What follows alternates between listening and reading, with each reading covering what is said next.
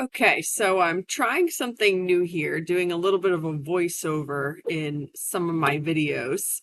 And this is Let It Rideness, who is called Fred, and he is a 15 two-hand 4-year-old TV gelding who I've had for a few weeks now. He had a really unsuccessful racing career and did a teeny tiny little bow back in September, and it's completely rehabbed and meaningless in terms of his second career going forward.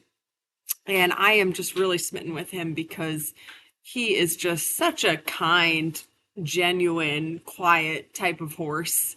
And he always comes out the same, no matter, what day it is, what's happening with the weather, what's going on outside the ring. He is always just a total professional and just such a kind-hearted horse. So the point of this ride was that we've really been working on his canter work. Obviously, I don't know what his rides were like before I got him, but for whatever reason, he is just a little bit worried in the canter.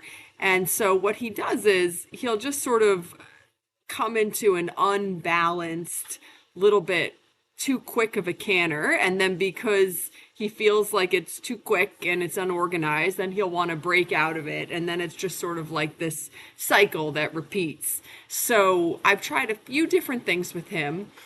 I tried at first just popping him over some poles and some little jumps, and while he's completely happy to go over whatever I point him at, he wasn't quite seeing the point of landing in the canter. And what I don't want to do is get to the point where I feel like I'm chasing him over anything. So I decided that that wasn't working at the moment. So then the next thing I'm trying is when I start asking him to canter, I'm just trying to practice patience within myself. So maybe I'm going to cluck and squeeze and ask him to canter, but then I'm just going to wait for a few steps and sort of just be quiet and still and let him think about it so that he doesn't feel like, sort of the same thing as with the jumps. What I don't want to happen is for him to feel like I'm chasing him into the canter.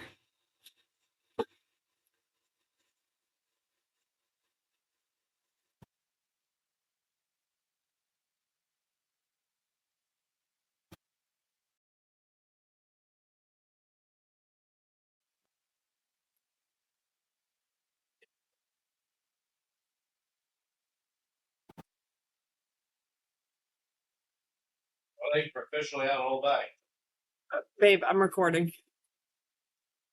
Okay, so here we're in the Rightly canter, and actually, I'm really, really happy with this canter here. He really sort of took a breath and found some balance in there. You can see he bobbles a little bit. He gets a little disorganized. He breaks, which is fine. I'm never going to get after him for breaking. So then we're just going to reorganize here a little bit. I don't want him to feel like it's hurried.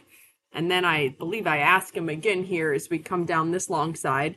And so I ask, and then I just sort of sit patiently and let him have a little bit of think time to process what I'm asking him to do.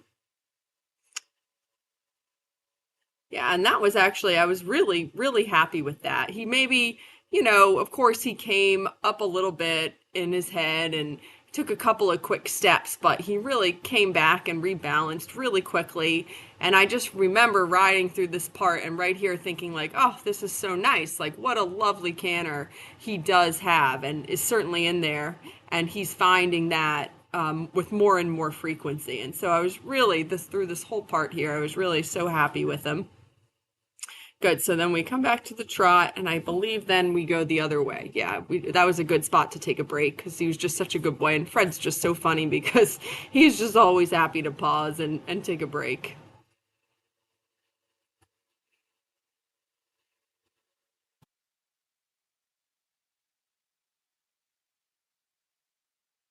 Oh my God, there were like a million birds around the ring that you can sort of see in the background there. And Fred was such a champion about ignoring them because not only do they just look weird, but they are really, really loud. And Fred actually just did such a great left fleet canter transition with the birds just like being totally crazy and loud all around the ring. Yeah, this is really nice right here. I was really pleased with this part. He just felt really relaxed, and then yep, and then that's kind of hard for him to hold, so then he broke, which is just no big deal. So then we just reorganized the canner. I don't want him ever to feel like he is in trouble because he broke from the canner.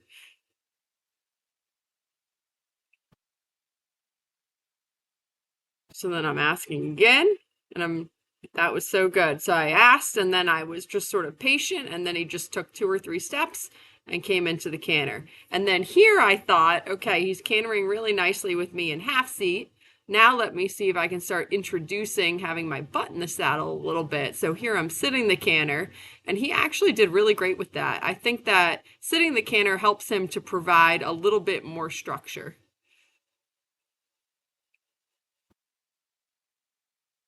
Yeah, that was really good. I was really happy with that.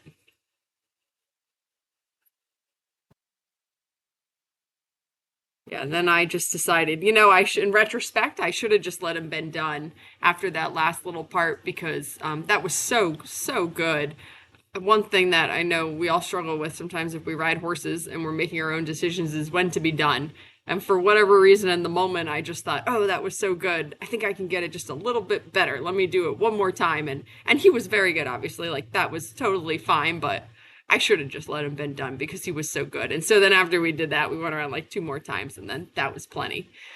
And then here I'm just showing, God, he's just such a good guy. You can always just sort of like drop the reins and plod around on him. And he's just such a well natured, good intentioned horse.